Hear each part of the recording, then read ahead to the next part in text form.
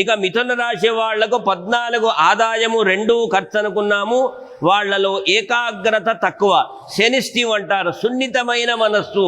మిథున రాశి వాళ్ళు నిరంతరం శివుడికి ప్రదక్షిణ, శివారాధన, శివాలయ దర్శనము, శివుడికి అభిషేకార్చనను జరుపుకోవటం వలన శుభాలు జరుగుతాయి.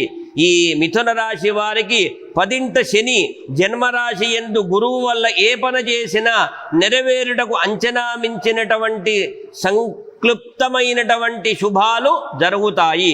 వ్యాపారస్తులకు నూతన వ్యాపారాలు, వృత్తిపరంగా ప్రమోషన్లు, భార్యాభర్తలలో అనురాగ దాంపత్యము, సంతాన విషయములు చక్కటి ఫలితాలు అన్నీ కూడా అనుకూలంగా జరుగుతాయి.